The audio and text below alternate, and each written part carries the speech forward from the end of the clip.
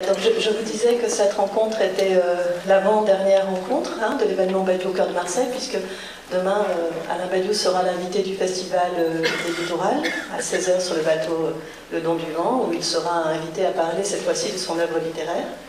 Bon, et j'en profite pour remercier justement les Littorales et tous nos partenaires, le GITIS évidemment, parce que vous le savez peut-être, en tout cas ceux qui ont assisté aux rencontres précédentes, cet événement est venu de l'initiative de 3 puis 5 personnes, et nous avons rapidement en fait convaincu des partenaires de s'engager dans le projet. Et je voulais notamment vous dire que j'ai vu que le Ravi, la Marseillaise et Zibline lançaient régulièrement des appels, et je pense que c'est important. Il y a eu un article, Alain Badiou a donné une interview au Ravi, une autre à la Marseillaise, Zibline nous a suivis. Je pense que c'est important qu'il continue à exister à Marseille un journal indépendant, et puis la Marseillaise, et puis Zibline, ce journal culturel.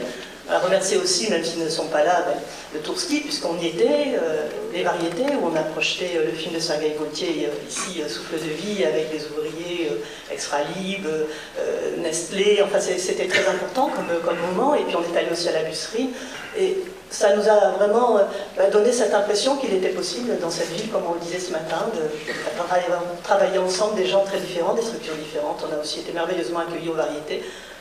Et on voulait aussi évidemment vous remercier. Et Alain Badiou me confiait, je peux le dire, que c'était la première fois qu'il avait, comme ça, sur une concentration de temps, des rencontres sur des sujets aussi divers. Il trouvait ça assez singulier et très intéressant. Bien sûr, on espère qu'il va revenir. Ce soir, on vous propose une soirée qu'on a intitulée « Élever l'impuissance à l'impossible ». Alors il va y être question de Lacan, mais pas seulement. Pourquoi Lacan? Parce que c'était une manière d'entrer directement dans la philosophie d'Alain Badiou. Pensez à rallumer vos portables tout à l'heure. Alain Badiou, vous avez d'ailleurs mis cette formule, élever l'impuissance à l'impossible, au début de votre premier grand volume de votre trilogie, L'être et l'événement. Et puis vous dites que vous avez eu avec Lacan des rapports un peu contrastés. Vous dites même que vous avez finalement avec que l'anti-philosophe Lacan, puisque c'est ce que vous dites, l'anti-philosophe Lacan est en même temps le point à partir duquel a pu se continuer la philosophie, ce qui n'est quand même pas rien. Avant que...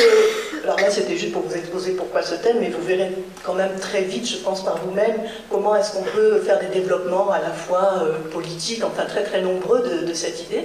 Mais avec Hervé Castanet, qui est ici présent et que je vais vous présenter, nous entrerons aussi au cœur de la question de Lacan. Donc Hervé Castanet est membre de l'école de la cause freudienne, il est psychanalyste lacanien à Marseille. Il est également le fondateur d'une revue qui s'appelle Il Particolare, qui est une revue critique, une revue d'art, qui s'intéresse aux poètes et aux plasticiens. Il est aussi, alors qui est actuellement co-dirigé par Françoise Santon, qui en est la secrétaire de rédaction, et il est aussi le fondateur de l'ECPT, c'est ça J'ai toujours des problèmes avec les sigles. Alors, le Centre Psychanalytique de consultation et de traitement. Voilà. Bon, si vous avez l'occasion, vous en direz deux mots, parce que je trouve que c'est assez important. Et il est lui-même auteur. Et alors, ce que vous avez en commun, j'avais envie de commencer par ça, parce qu'en même temps, quand on participe à un événement comme celui-ci, je pense qu'il faut avoir des raisons aussi très très profondes d'engagement pour le faire. Et en réfléchissant au fur et à mesure des rencontres, je me suis dit que, au fond, c'était pas anodin, parce que j'ai proposé qu'à la fin, enfin là vous allez un peu interviewer Alain Badiou, Hervé Castanet, mais j'ai proposé qu'à la fin il y ait un dialogue entre vous deux, que je vais essayer d'initier, et je me disais que c'était pas tout à fait anodin que ce soit un poète et une femme qui le proposent, et donc ça je l'éclairerai un peu pour finir. Et vous avez en commun justement ce goût très fort pour la poésie. vous vous êtes intéressé à Mallarmé, mais même pour ce qui est de la poésie contemporaine, par exemple, Il Particolare a consacré un numéro à Philippe Becq, vous avez participé au colloque de Cerisy, vous avez écrit plusieurs fois sur Philippe Becq, vous avez fait un cahier Christian Prigent, vous écrivez beaucoup sur Klossowski, vous avez aussi en commun, et ça c'est aussi très intéressant d'avoir écrit sur Jean Genet, en particulier votre texte donc dans Homo analysant, et sur Genet, enfin, est un texte que je trouve tout à fait remarquable et très très intéressant. Vous avez publié, alors évidemment, comme cette fois-ci je n'ai pas oublié mes lunettes, mais je n'ai pas pris les livres, vous allez avoir la gentillesse de dire le titre exact de votre livre, Sublimation, la sublimation. Il y a un sous-titre ensuite. L'artiste et le psychanalyste. Donc, ce dialogue autour de la poésie, hein, qui est un dialogue quand même. Enfin, cet intérêt que vous avez pour la poésie m'a amené à une réflexion parce qu'aujourd'hui, là je vais reprendre mon petit papier, parce que je crois que ça c'est...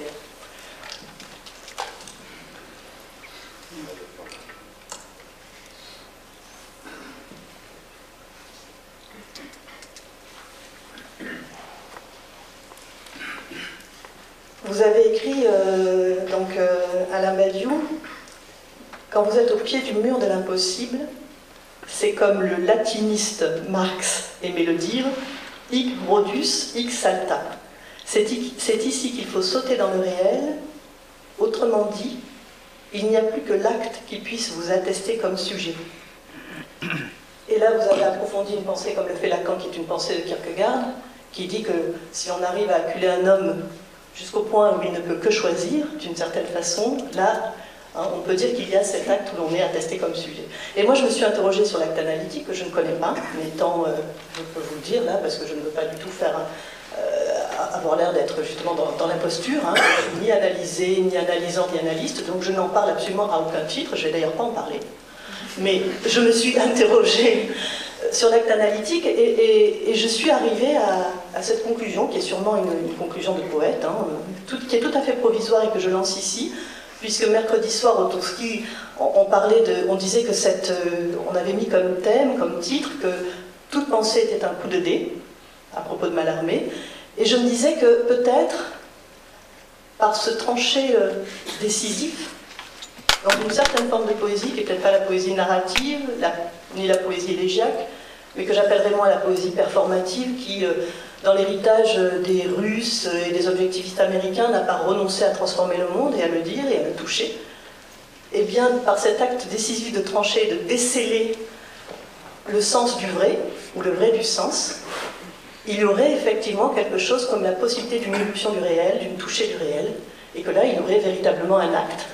Et en discutant avec Alain Badiou tout à l'heure, il me disait, oui, mais finalement, je dirais presque la même chose de la philosophie. Alors j'avais envie de vous inviter à parler, à partir de cette petite incise poétique, sur mais qu'est-ce que ce serait effectivement, est-ce qu'on pourrait se permettre de dire que quelque chose quand même serait commun à la philosophie et à la psychanalyse, pas comme pratique, hein, mais comme pensée, en tout cas comme dans l'idée qu'on pourrait à ce moment-là éclairer autrement cette question du réel.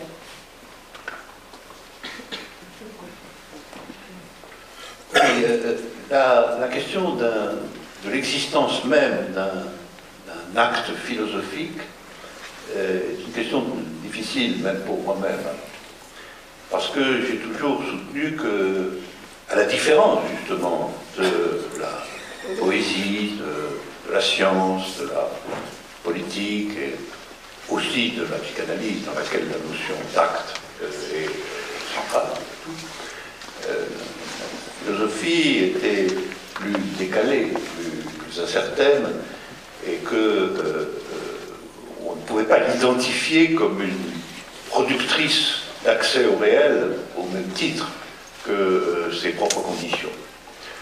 Alors, je répondrai de manière un peu ambiguë.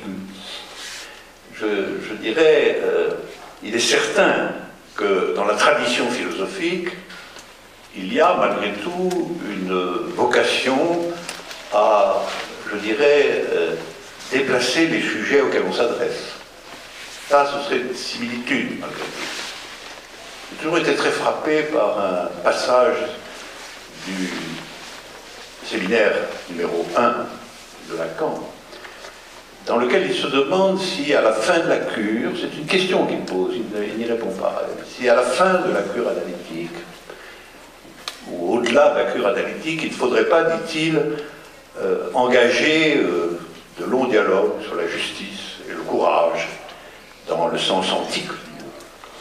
Alors, effectivement, cette perspective d'une conjonction philosophique avec la psychanalyse, mais au-delà de la psychanalyse, d'une certaine manière, après la psychanalyse, à propos de la justice et du courage, tournerait autour de ce que vous proposiez, c'est-à-dire autour d'une communauté d'intervention dialoguée avec le sujet quant à quoi? Quant à ce dont il est capable, finalement. Parce que justice et courage, j'ai proposé de dire que le courage, c'est ce qui est en dialectique avec l'angoisse, et que la justice, c'est ce qui est en dialectique avec le surmoi. Donc, d'une certaine manière, se débarrasser de la tyrannie du surmoi, c'est quelque chose qui a rapport à la justice, et se débarrasser ou aller au-delà de l'excès de réel qui signale l'angoisse, c'est trouver en soi-même la ressource du courage. Donc de ce point de vue-là, il y aurait un point de conjonction, il y aurait un point de conjonction. Mais par ailleurs, tant de choses nous séparent. Tant de choses nous séparent dont nous allons parler, que pour l'instant, je réserverai ma conclusion. Alors, comme vous m'aviez donné l'autre fois le rôle d'Amanta, j'ai pris un malin plaisir à ce que vous commenciez une discussion à l'endroit précis de la séparation.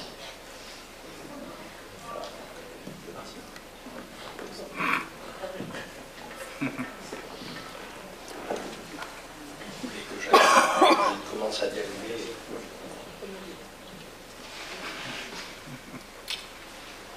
En fait, je n'ai pas prévu de commencer comme ça, mais pour faire lien avec ce que vous venez de dire, dans certains de vos textes, vous êtes très dur dans l'articulation entre philosophie et acte.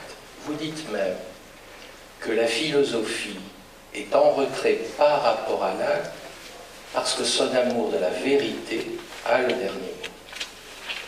Alors évidemment, ça peut être dit dans la philosophie, vous le démontrez, vous insistez, etc. Mais ça peut être dit tout aussi bien du point de vue de l'analyse elle-même. C'est-à-dire qu'il peut y avoir dans les cures un amour de la vérité tel que effectivement la possibilité de l'acte recule d'autant plus. Cet acte, ou à la différence de Florence, sans être ni analysant ni analyse, vous n'hésitez pas à en parler, à en donner des définitions très précises. Et même là où on témoigne s'il y a eu ou pas de l'acte, à savoir du dispositif de la passe inventé par Lacan. Vous n'hésitez pas, je crois que c'est ce qui permet, malgré les différences, la philosophie et la psychanalyse, quand même un dialogue extrêmement fructueux. Je vais vous le dire simplement, pour les analyses de notre génération, vos textes ont toujours été des textes de référence. Je vous disais tout à l'heure que j'avais lu vos premiers textes sur Lacan dans les cahiers pour l'analyse, etc. Donc, l'acte et le fait même qu'on puisse se tenir en retrait ou l'éviter, ce n'est pas le propre de l'analyse. C'est pas le propre de la psy, c'est pas le propre de la philosophie. Ça se repère aussi dans la psychanalyse elle-même. Parce qu'au fond, la vérité, comme on l'entend, c'est quand même une passion dévorante, parce que c'est construire et faire advenir une vérité toute, une vérité qui en quelque sorte finirait par dire le vrai sur le vrai, une façon de dire il y aurait un autre de l'autre. Et Lacan, vous le savez évidemment, a beaucoup critiqué cette position. Vous insistez au fond, vous insistez que cette vérité-là, à partir du moment où on l'aime, on la fait consister comme autre de l'autre. Et donc c'est une impasse, parce qu'elle est infinie. Et même on voit au niveau clinique, très modestement, même si aujourd'hui la psychanalyse, je ne sais pas si vous vous en doutez, c'est extrêmement paupérisé intellectuellement. Ça fait partie du monde, au fond. Et d'où l'intérêt de lire les textes sérieux, les textes de logique, puisque c'est par ce biais-là que vous l'abordez, que vous signez ou que d'autres peuvent interroger sur ce plan-là. C'est d'autant plus important aujourd'hui qu'on n'est plus dans les années 60, que la paupérisation de la pensée est générale, et qu'au fond, la psychanalyse est en position toujours extime par rapport à tout ça.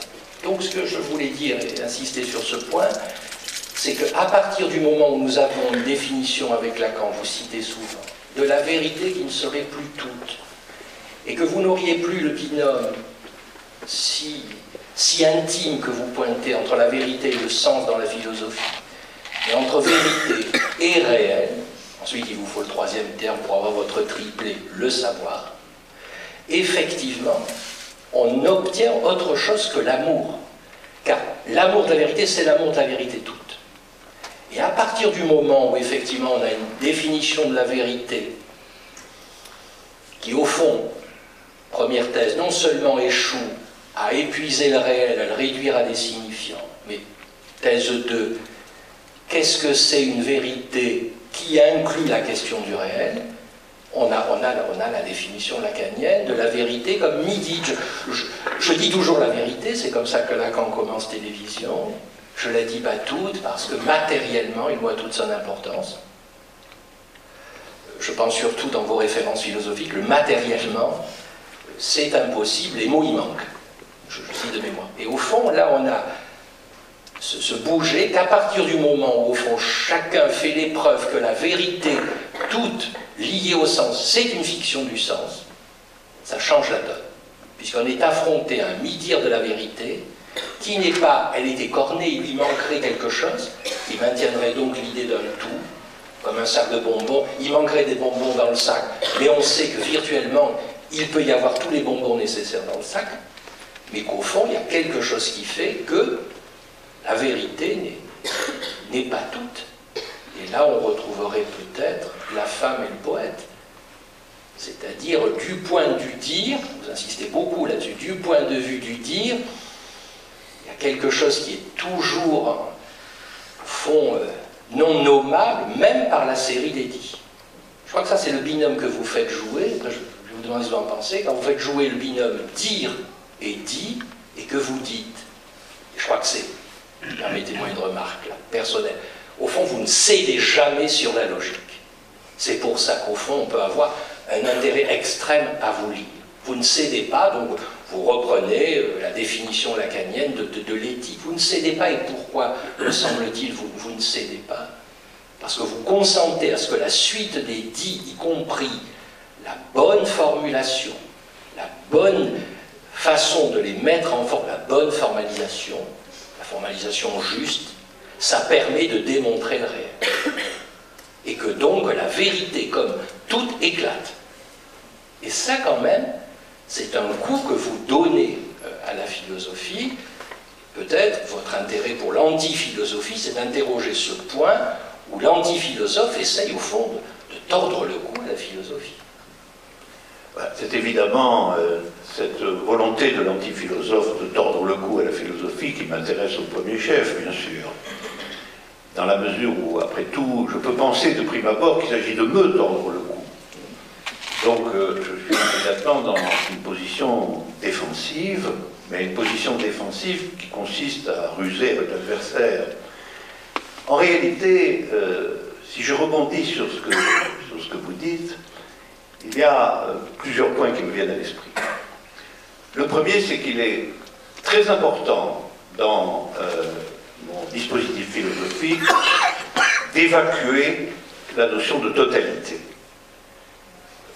C'est plus général que de dire que la vérité n'est pas toute.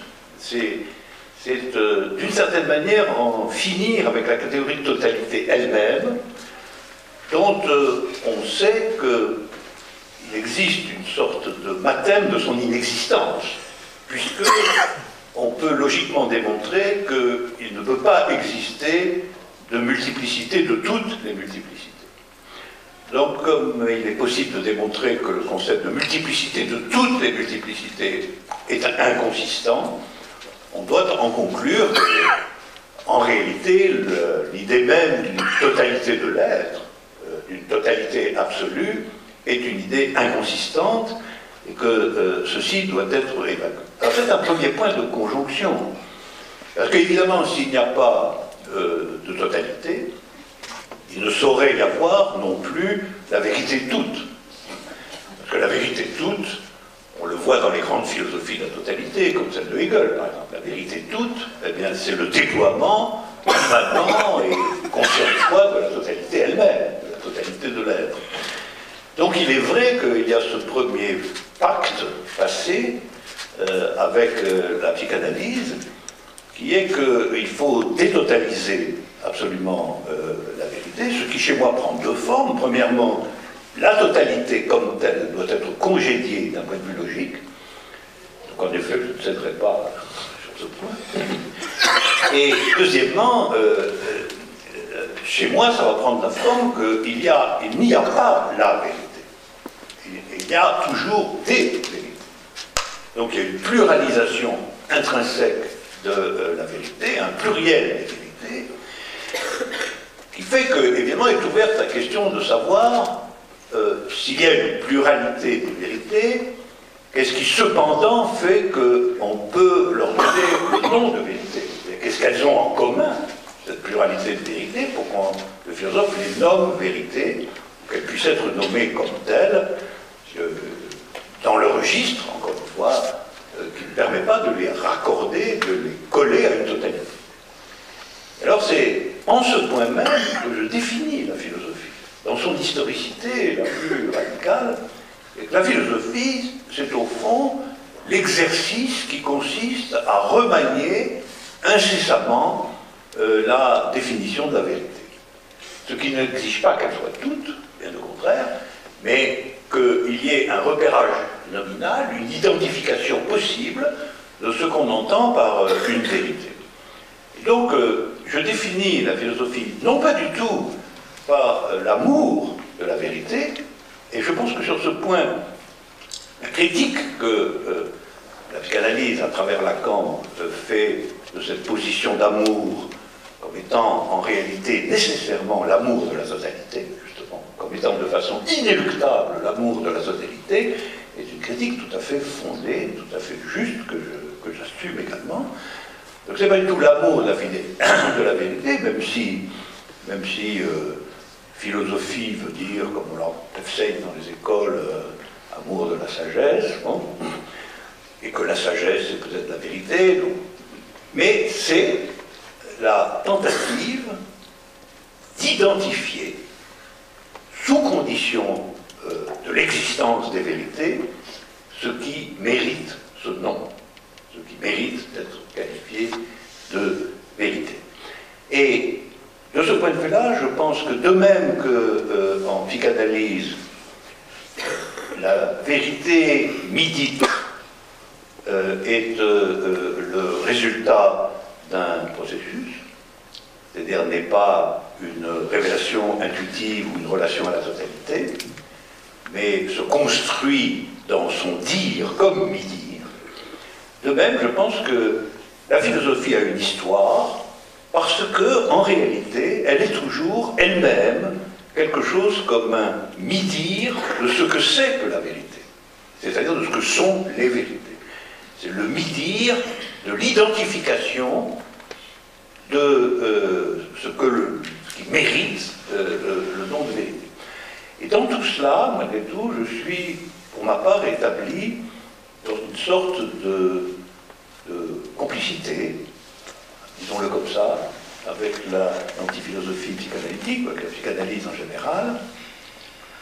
Non pas du tout parce que j'estimerais qu'il y a une rivalité entre les deux, ou qu'elles sont dans le même registre, mais parce que, à la question de la vérité pas toute, correspondrait la critique logique de la totalité et la pluralisation des vérités. Et parce que, au fait que la vérité d'un sujet ne lui est partiellement délivrée que dans la figure d'un processus, correspondrait chez moi l'historicité de la philosophie comme recherche toujours ouverte et jamais close des différentes possibilités d'identification de ce que sont, dans leur être propre, les vérités inachevables. Voilà. Donc c'était ça qui constitue, je pense, depuis l'origine, mon pacte avec la psychanalyse. Il y a la proposition d'un traité de paix entre philosophie et psychanalyse. Traité de paix qui doit être constamment renégocié. Vous savez que déjà Freud a des paroles assez dures sur la philosophie. Ce n'est pas seulement, d'accord, déjà Freud. Donc je suis ici entre deux adversaires potentiels bien connus de la philosophie. Les poètes, comme des propos très durs contre le philosophe, et le psychanalyste qui peut avoir aussi des propos très durs sur le philosophe. Mais en vérité, je suis un homme extraordinairement pacifique, contrairement à ma réputation. Et donc, j'ai, tout du long de mon entreprise philosophique, j'ai proposé, sur ces deux versants, en réalité, des négociations et des traités de paix. Du côté de la psychanalyse, j'en viens d'en donner un élément, je crois, tout à fait important, que vous avez vous-même d'ailleurs proposé, et que je ne fais que reprendre, à savoir, si l'obstacle, c'est que la philosophie est liée à la conception de la vérité comme totalité, non seulement je consens, mais j'organise la dissolution de ce lien, et donc je consonne avec l'idée que la vérité pas toute.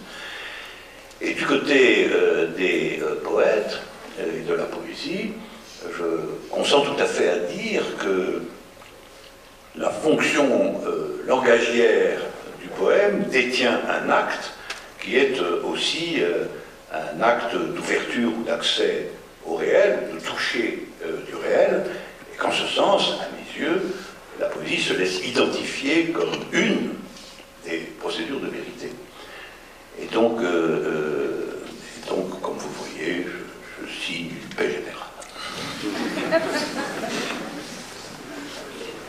Juste une dernière remarque à ce propos, puisqu'on était encore un peu à la poésie, c'est que justement votre séminaire, là, le séminaire qui est apparu sur Lacan, qui en vérité est un séminaire qui est assez ancien, qui a apparu récemment, de 1994, que vous avez donné donc dans le cadre, parce que depuis 1966, en fait, une grande partie de votre enseignement, enfin, de votre philosophie se déploie en séminaire. Là, maintenant, vous enseignez à l'École nationale supérieure, et donc quand vous commencez ce séminaire sur Lacan, vous le commencez par la poésie. Ce qui pourrait surprendre, vous le commencez par l'étude d'un poème de Mallarmé, d'un poème de Valéry et du partage de midi de Claudel. Et cette vérité que tout on ne peut pas dire parce que les mots y manquent, cette vérité midite, vous l'abordez par le minuit et le midi, du partage de midi et du minuit. Et c'est quand même très très intéressant parce que ça donne effectivement à cette lecture que vous faites de Lacan un tour très très singulier. Oui, je voudrais quand même remarquer que Lacan lui-même procède à une utilisation extrêmement étendue du matériau littéraire.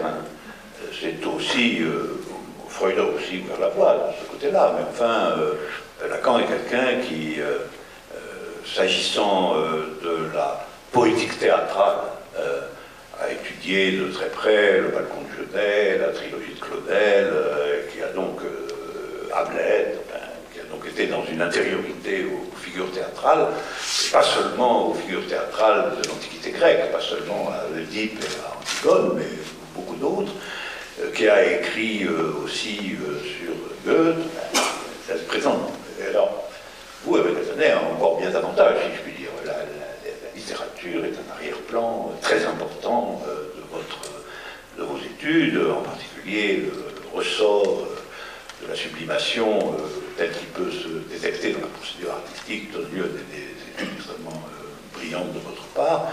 Et je consonne aussi tout à fait avec l'intérêt que vous portez à Genet, sous différentes formes. Moi-même, j'ai également beaucoup eu à parler et à penser à partir de Jean Genet. Donc, c'est vrai que le matériau littéraire, c'est au fond aussi une sorte de disposition qui est en médiation possible entre nous. qui est quelque chose qui est disponible pour la philosophie et qui est également disponible pour la psychanalyse, peut-être à des fins différentes, mais qui tout de même... Et alors, je suis très frappé de voir que Lacan a ajouté à cette disponibilité du littéraire entre la philosophie et la psychanalyse, il a ajouté quand même une disponibilité du mathème, à savoir de la logique, dont je disais tout à l'heure, parce que c'est quand même un des gestes les plus bouleversants, en tout cas pour moi, de Lacan, d'avoir procédé à des tentatives d'articulation extraordinairement précises de toute une série de configurations algébriques, logiques et topologiques, avec la construction ou la reconstruction des concepts de la psychanalyse. Bien qu'il a installé la psychanalyse, du point de vue en tout cas de sa théorie, de la reconstruction de ses concepts, en un certain sens exactement là où, dans ma propre trajectoire, j'installais la philosophie.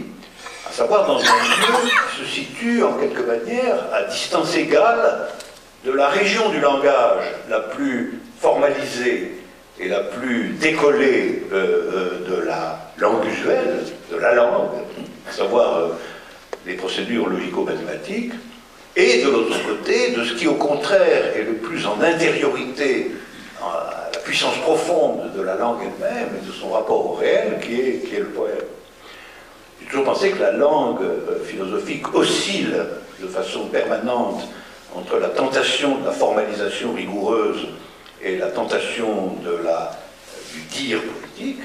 Mais en définitive, il y a dans le mouvement par lequel Lacan a remanié les concepts de la psychanalyse, et à la lumière en définitive de l'éclaircie de la clinique, quelque chose du même ordre, puisque d'un côté, comme il le dit, le mathème est notre idéal, donc ce qui se laisse transmettre sans aucun reste, c'est la définition stricte du mathème, est notre idéal, et de l'autre côté, l'appui sur les constructions théâtrales, littéraires et politiques est également une ressource essentielle.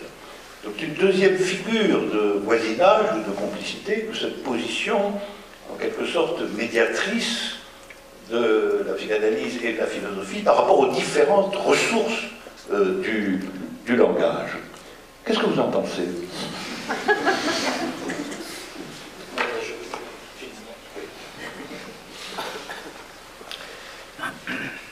Je vais embrayer par exemple à partir du mathème. Vous insistez dans vos textes, au fond, sur deux statuts. Le statut du signifiant, qui est équivoque, qui est différentiel par définition.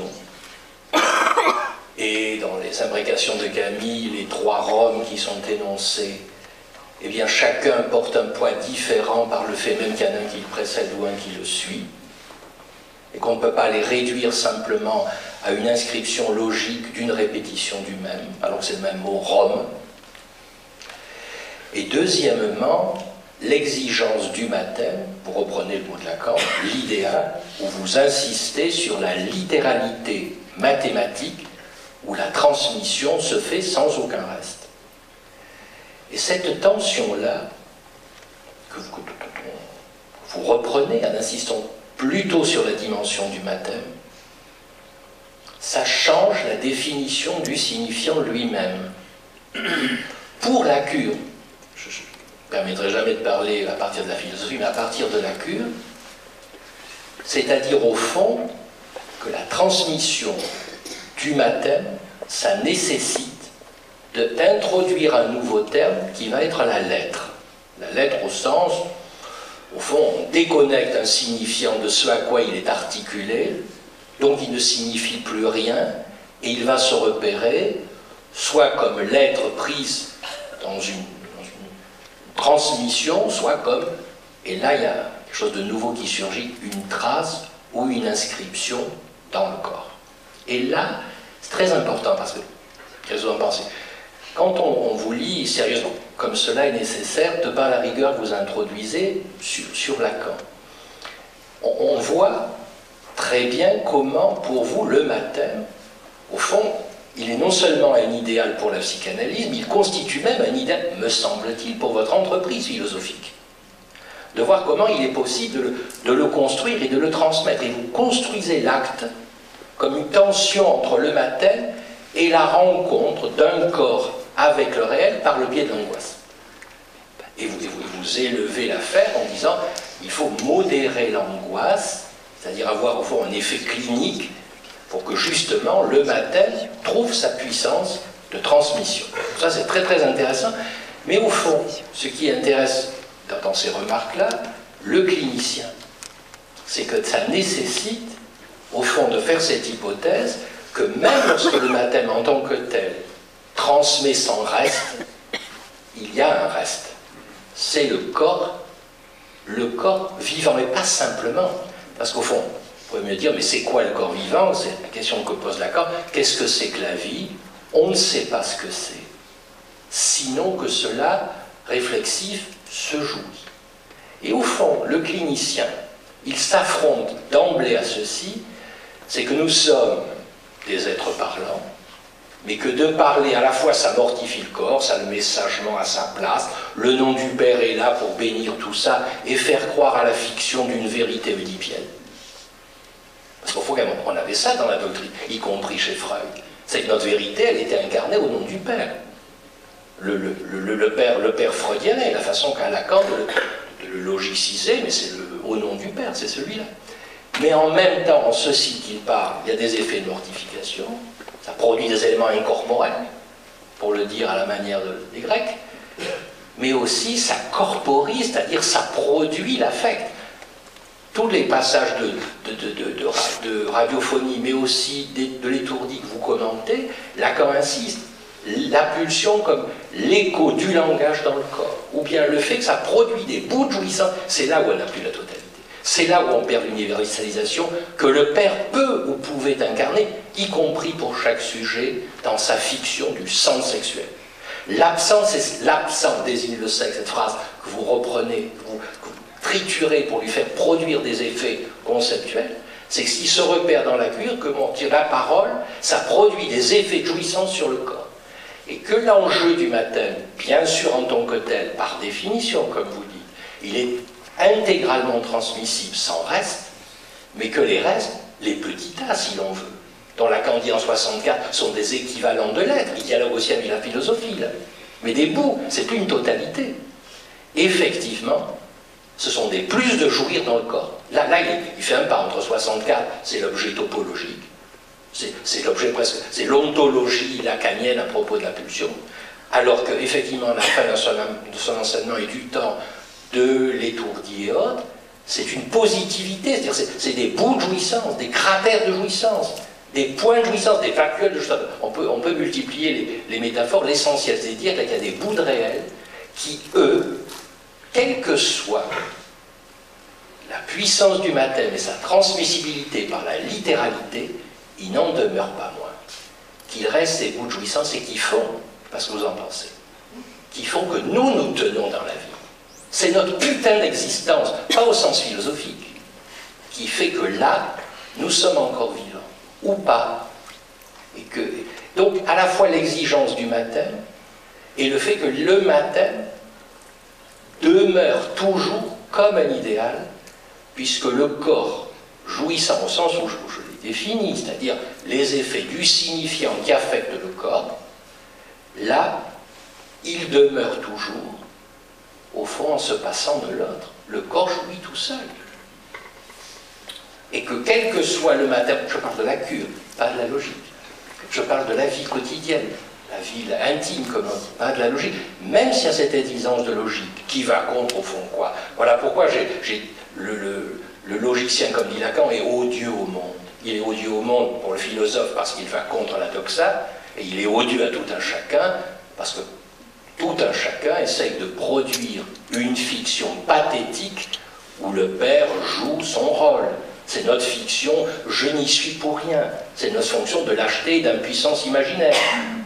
Mais que dès que vous avez la jouissance au fond, qui est une, qui est opaque, il y a des termes comme ça dans l'étourdi, qui est contiguë à elle-même, et qui n'est pas l'unité discrète du signifiant, et qui n'est pas l'unité discrète de la séance non plus. Là, c'est à la fois cette tension qui fait la cure, mais qui fait aussi la vie de tout un chacun.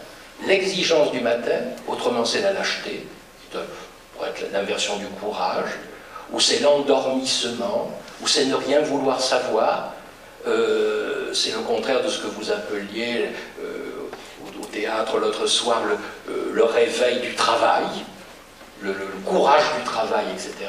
Mais il y a ce point, au fond, assez énigmatique, mais qui se rencontre à chaque instant, c'est que le corps jouit, et par bout, et qu'on ne le saisit pas comme une totalité. Ça n'a rien à voir avec l'image du corps, ça n'a rien à voir avec le moment de la rencontre des corps, et qui souvent désespère les couples. Il y a peut-être ça qui, si peut-être vous interroge autant, c'est qu'il n'y a pas de rapport sexuel, mais ça ne signifie pas qu'il n'y a pas de rapport au sexe de tout un chacun. Oui, alors là, nous entrons dans une zone plus compliquée. Hein. Oui. Mais cruciale. Pour le faire, dont on parlait parfois. Exactement. Je voudrais dire ce que je retiens, en tout cas, de ce que vous dites, puisque je suis dans la fonction de la négociation maximale.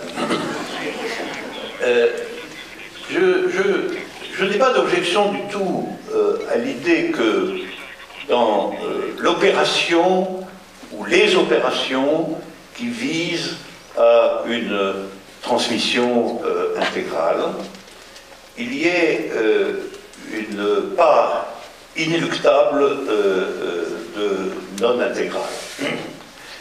C'est-à-dire que dans ma transposition généralisante, philosophique, ça se dira que l'effort de participation subjective à une procédure de vérité, parce que c'est ça que je vais dire, mais un effort par lequel un individu essaie, dans les conséquences d'un événement partiellement traumatisant toujours, d'entrer dans la procédure de vérité qui va le subjectiver, et qui va l'arracher à sa restriction individuelle, cette opération qui est celle du courage possible par lequel un individu est susceptible de rencontrer un bout de réel et de devenir à ce titre un sujet, cette opération est en vérité toujours incomplète. Elle est toujours incomplète, ça c'est bien vrai. De ce point de vue-là, il faut se défaire de toute éthique de la perfection subjective. Il n'y a pas de perfection subjective. Il n'y a pas de perfection subjective, ce qui ne veut pas dire qu'il faille aussitôt entrer dans une philosophie de l'abjection inéluctable. Hein. Non, il n'y a pas de perfection subjective, mais néanmoins, la possibilité d'entrer dans une figure telle qu'une communauté subjective est suffisante pour que quelque chose d'universel s'y transmette est une possibilité réelle. Voilà. Donc, vous dites dans la cure, on aura affaire à ce que il y a des bouts de réel qui traînent. C'est comme les miettes sur la table. Il y a des fragments de jouissance piquetés sur le corps lui-même et qui font qu'il n'est pas vrai qu'on puisse résoudre tout cela ou le formaliser intégralement dans quelque chose qui demeurerait absolument sans reste.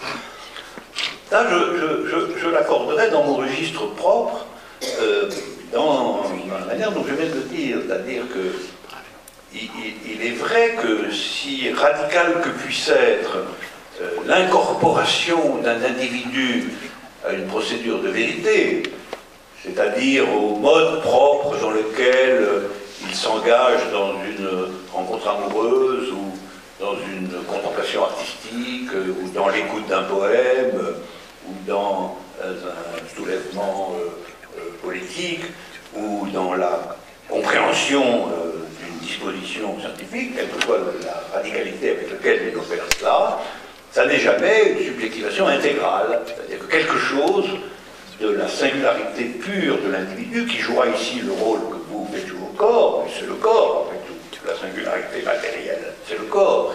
Il y a quelque chose du corps qui est à la traîne, toujours. Et c'est pourquoi on ne peut pas demander, c'est ça, en un certain sens, à la fois l'obstacle et le péril, on ne peut pas demander aux individus d'être intégralement subjectivés. Parce qu'il y a toujours quelque chose de la chair individuelle qui fait reste dans la subjectivation. Et c'est pour ça d'ailleurs qu'on ne peut jamais non plus avoir comme programme la dissolution des individus dans un collectif, leur résorption complète dans une procédure de vérité quelconque. Et si totalitarisme a un sens, ce serait celui-là. C'est pas tant l'organisation d'une prétendue totalité sociale, parce que si on regarde de près, il n'y en a pas.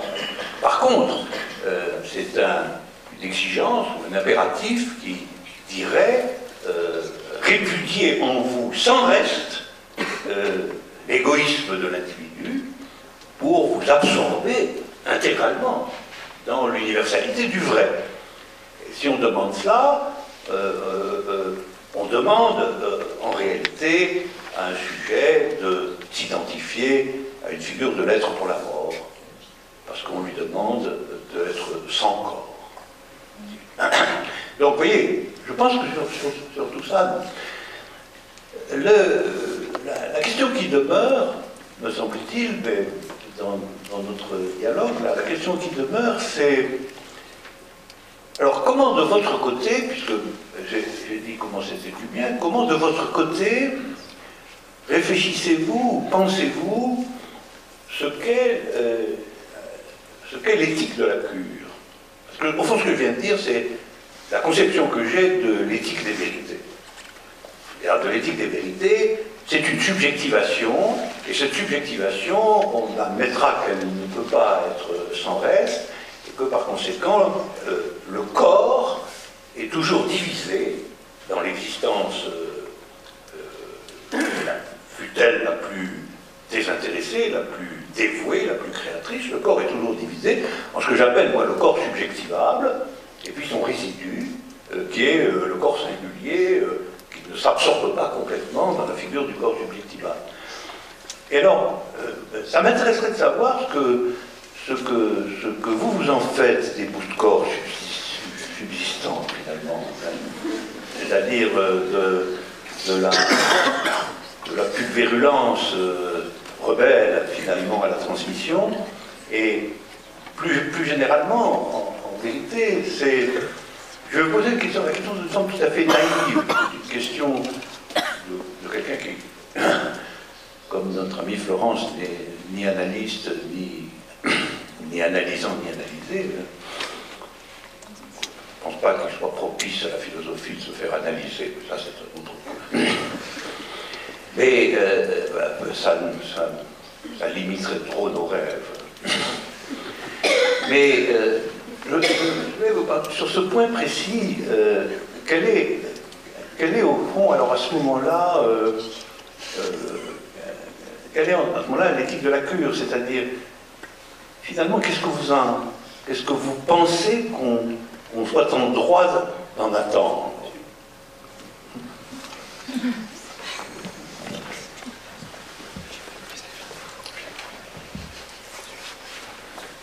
Au fond, on a la réponse freudienne, c'est-à-dire la réponse par le Père,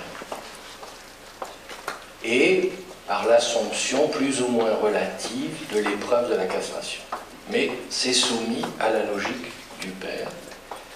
Et le fameux texte de Freud, analyse avec fin, analyse sans fin, ou analyse finie ou infinie ou indéfinie, etc., c'est quand même la démonstration que, malgré tout, il restera toujours pour un homme, après être passé dans le bain de la cure analytique, une soumission homosexuelle au père dûment pacifiée. Ça produit des effets cliniques et thérapeutiques indéniables. La pacification, simplement, ce n'est pas la thèse de Lacan.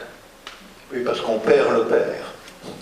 On perd le père, mais vous-même vous y faites référence quand vous dites Lacan est un grand auteur qui parle du désordre, qui parle de quelque chose où au fond le père, ça devient simplement, ce qui est déjà beaucoup, un opérateur de la fiction édicienne. Et donc on va pluraliser le père. Alors, vous dites qu'est-ce que vous en faites? La position d'analyse, c'est pas qu'est-ce qu'il en fait, c'est qu'est-ce que chaque analysant en fait. D'accord, vous êtes d'accord. On conduit la cure, mais pas le patient. Et qu'au fond, les effets de la cure, c'est-à-dire qu'au fond, décorner cette jouissance cette jouissance opaque, qui ne se présente que sous forme de bout de jouissance, le corps affecté, ça ne fait pas totalité. On ne va pas le rassembler, au fond, sur le père pacificateur. Et c'est comme ça qu'on peut lire, me semble-t-il, la fin du séminaire 6 de Lacan qui vient de paraître, où on trouve des phrases absolument incroyables et qui semblent aller contre ce qu'on croyait être la doxa de Lacan, à savoir que le désir, va contre le père. Il va contre toutes les formatages, et il dit même, on peut le construire ainsi, je pense que ça va résonner avec votre façon d'utiliser ce concept, on va me dire que le père va contre tout procès d'universalisation et d'universel. C'est-à-dire, on casse ce sur quoi apparemment on avait fait tenir le désir. Et là où il y avait les fameuses phrases de Saint Paul dans l'épître aux Corinthiens sur la jonction du désir et de la loi, etc. Chose admirable, vous avez commenté. Au fond, là, on se dit, c'est bout. Alors, je vais employer une expression un peu rudimentaire, un peu simple. C'est comment, au fond, par courage, par décision de ne pas céder, le patient va ou non bricoler avec ses restes, sans passer par les connecteurs que nous connaissions, et qui résonnent non seulement dans la cure, dans la vie, dans la doctrinalité, mais aussi dans la philosophie, le père, le moi, le surmoi, la loi, etc. Au fond, des inventions singulières qui permettent de voir comment, là, une invention a lieu. Parce que bien sûr, il faut insister sur la rencontre avec le réel et la transmission intégrale du matin, c'est sa définition, et on n'a pas y touché, évidemment, on ne l'a pas relativisé. Je vous ai bien entendu tout à l'heure, je ne relativisais pas la définition du matin. Au contraire, j'annulerai sa définition. Mais, au fond, là, on a quelque chose de nouveau, et que Lacan essaye de formaliser après les tourtis. Dans le tout dernier enseignement de Lacan, comme le note votre compagnon du temps de l'école normale et des cahiers pour l'analyse, Jacques Alain Miller. C'est-à-dire, au fond, cette invention de nouveaux nouages, là où il ne passe plus par les signifiants formatés ou les signifiants patriarcaux, disons-le. Et là, qu'est-ce que c'est qui s'invente? Et est-ce que cette invention, modeste, limitée, au fond elle est intime à chacun, elle peut être transmise, c'est-à-dire on peut emporter le témoignage. Et là ça change la donne, parce que ce n'est plus une solution au nom du Père, ce n'est plus une solution au nom du normal ou de l'anormal, de même que vous avez insisté que la psychanalyse ce n'est pas une solution par le sens ou le non-sens, mais par l'absent. Et l'absent trouve à la fois le sens et le non-sens. Mais s'il y a l'absent, bien sûr, là vous y insistez, il y a la thèse lacanienne du « il n'y a pas », qu'il réduit Lacan en un mot valise, la thèse « n'y a ». D'accord? Mais ça laisse absolument vierge la question de savoir comment chacun, et chacun de nous est une exception. Ce n'est pas l'exception contre les autres, c'est chacun une exception. Et on pourrait même dire que la façon dont vous avez terminé votre dialogue philosophique et littéraire en lisant La République avec vos thèmes, vous disiez pour chacun la philosophie. Et on voit bien que si elle est pour chacun, ça change même la définition. Vous êtes d'accord, il va y avoir un usage singulier de chacun par rapport à cet amour généralisé de la totalité ou de la vérité, puisque vous la faites éclater dans la particularité de chacun. Donc c'est une exception où chacun est une exception. Et voilà, c'est ça. Qu'est-ce qu'on va trouver comme connecteur, au fond, autant du « il n'y a pas ». Et ça a des perspectives inouïes. C'est pour ça, mais alors, j'ai peut-être pas bien compris, quand vous insistez beaucoup dans votre texte en disant que Lacan ne répond pas à la question du que faire, alors que lui-même dit qu'il est quelque part, il est à Freud ce que Lénine était à Marx, qui a écrit le fameux que faire. Bon. Évidemment, je mettrai peut-être un bémol, ou alors je n'ai pas bien saisi la précision que vous vouliez apporter, c'est qu'il me semble que justement là, il nous porte à ce moment de l'invention et qu'il conceptualise dans son tout dernier enseignement, soit en parlant de signifiant nouveau, soit un nouveau réel. Alors, ça peut paraître surprenant, puisqu'au fond là, on avait une conception d'un réel qui se démontre comme certain, si on suit bien la logique des dits un par un, c'est la logique, ou bien alors c'était la rencontre traumatique, le réel qui fait boum venu du dehors. Et la tuquée de Lacan, le mot philosophe grec, qui viendrait démantibuler l'automaton, c'est-à-dire le réseau des signifiants. Eh bien là, c'est autre chose. On a quelque chose de nouveau, puisque ça, il va falloir l'inventer. Alors vous allez me dire, mais chacun peut-être l'inventer déjà. Oui, mais comme vous le dites aussi dans vos textes, il faut un lieu. Il faut qu'on construise le lieu pour savoir comment c'est possible. Autrement, nous ne serions pas sérieux dans la clinique. Nous ne pouvons pas construire ce que le patient va découvrir, mais nous avons notre responsabilité de donner les coordonnées du lieu.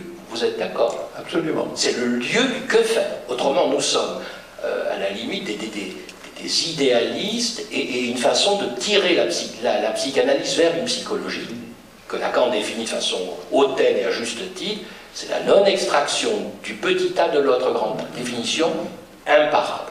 Bon. Et donc là, on est dans le champ de l'invention d'un nouveau signifiant et d'un nouveau réel. Il n'est pas déjà là, il n'est pas simplement démontré, c'est qu'au moment même où il est démontré, il est construit comme nouveau avec des effets pour chacun, en tant qu'il est corps vivant, parlant et jouissant. Donc je ne réponds pas vraiment concrètement à la question, mais je dis que ce lieu-là, il faut l'analyste pour que peut-être l'analysant puisse produire là. Il est à lui, mais quand même, il faut qu'il y ait le lieu. Je voudrais là aussi reprendre en les transposant ce que vous dites là, parce que ce qui me frappe, c'est que je pense moi-même, très profondément, que l'incorporation d'un individu dans une procédure de vérité, c'est-à-dire la possibilité pour chacun, de découvrir en lui-même une capacité qu'il ignorait. Ce qui peut se dire un réel nouveau. Ça peut se dire un réel nouveau, une capacité subjective que chacun découvre en lui-même alors qu'il ignorait qu'il en était capable, c'est ça, à mes yeux, l'expérience d'une incorporation subjective. Et je ne vois pas d'objection à l'appeler un réel nouveau ou un signifiant nouveau, les deux d'ailleurs. Mais ce que je crois, c'est que ceci peut se transposer en disant, oui, étant donné une vérité, une procédure de vérité, comme expérience collective, par exemple, cette expérience collective n'en est pas moins telle que pour s'y introduire, il faut faire avec la singularité absolue de ce qu'on est. Donc, en effet, pour s'intégrer à une exception collective, on n'a comme recours que l'exception que chacun est. Là, je serais tout à fait d'accord. Le problème que vous n'avez pas complètement abordé dans ce que vous avez dit, c'est est-ce que cette incorporation de l'individu dans son devenir sujet, qui est bricolé à partir, en effet, des éléments de singularité qui le constituent comme individu vivant. On vous dirait avec les marques du corps, etc. Donc passer d'un langage à l'autre assez facilement. Est-ce que cela accède à un moment donné à la possibilité d'être universellement transmissible? Ou est-ce que ça reste enclos dans le bricolage de la singularité? Parce que vous avez dit, peut-être qu'il y a là quelque chose qui est transmissible, mais vous n'avez pas poussé votre dialectique jusqu'à ce point. Et c'est d'une importance considérable, parce que, à mon sens, c'est sur ce point qu'entre en jeu ce qu'on pourrait appeler justement la fonction éducative du devenir sujet. C'est-à-dire ce que Lacan disait, les dialogues sur la justice et le courage, etc. Et la fonction éducative, au fond, il y a deux conceptions de l'engagement des sujets dans un procédure d'idée. Il y a celle que j'ai appelée tout à l'heure, pour épingler un mot à la mode totalitaire. C'est celle qui pense qu'en réalité, c'est une procédure oblative. C'est-à-dire, c'est une procédure qui annule l'individualité, peut-être provisoirement, mais qui l'annule au profit précisément de l'universalité latente dans la procédure de vérité. Donc c'est l'idée qu'il y a, ce dont nous parlons depuis le début, c'est l'idée qu'il n'y a aucun reste. C'est-à-dire qu'il peut y avoir une oblativité complète. L'exemple le plus courant, c'est l'amour conçu comme oblativité absolue, c'est-à-dire l'amour conçu comme résorption de soi dans l'autre et disparition de tout principe, de tout reste de la résistance individuelle à cette oblativité. Bon. Et c'est cette conception. La deuxième conception, c'est celle sur laquelle nous négocions là, c'est celle selon laquelle, oui, il y a la possibilité d'une universalisation, d'une participation et d'un devenir sujet qui va débarrasser le chacun de la pure angoisse de soi-même, enfin, et qui va l'ouvrir à quelque chose d'autre, qui peut être une dimension créatrice, sublimante, etc. Et reste la question de savoir si cette transformation, est elle-même susceptible d'une transmission. Parce qu'en réalité, s'il existe quelque chose comme l'éducation, ce dont on peut douter, Freud disait que éduquer c'était un impossible en réalité, hein, des choses, que c'était tout aussi impossible que la psychanalyse, quelque chose comme ça. Mais s'il existe quelque chose comme l'éducation, je pense que l'éducation, c'est transmettre quelque chose de cette opération qui cependant comporte toujours des restes, qui est l'accès de la singularité individuelle absolue à quelque chose qui a une portée ou une signification universelle, c'est-à-dire de l'accès à la vérité pas toute. Mais on ne va pas passer de ce que la vérité est pas toute au renoncement absolu de toute procédure éducative en la matière. Ce serait un pas nihiliste exagéré. Hein. Donc nous sommes bien d'accord que l'entrée dans une vérité laisse un reste, et qu'il n'y a pas de dévouement sacrificiel absolu qui mortifierait le corps dans sa totalité. En tout cas, que c'est de l'ordre de la folie.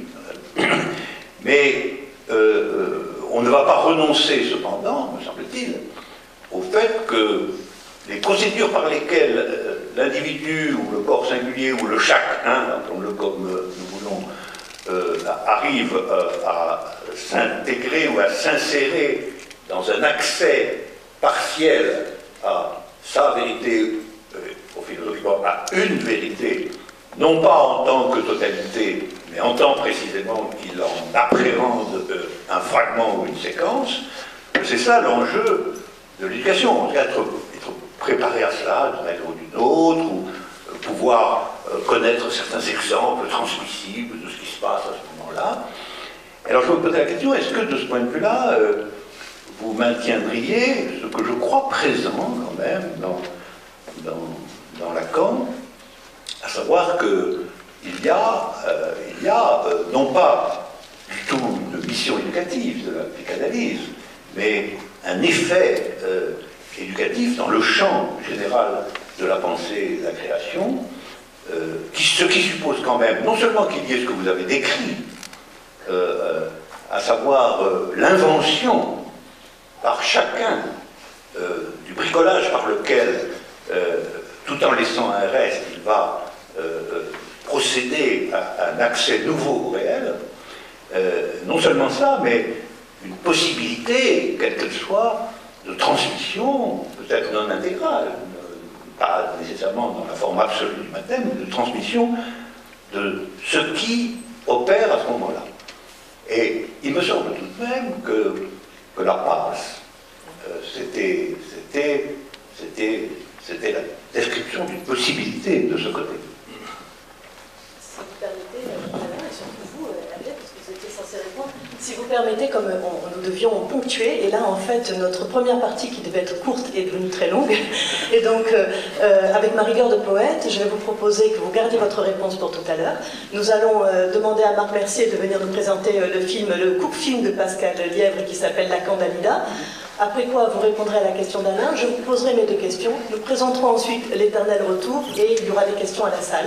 Et donc la deuxième partie va être très courte, hein, et ponctuée par deux films, mais parce que sinon je crois que nous pourrions discuter, non pas infiniment, même si c'est, mais en tout cas très longtemps. Donc, Marc, donc voilà. Marc est donc le directeur des instants vidéo et avec qui nous avons fait organiser cette soirée. Nous t'écoutons.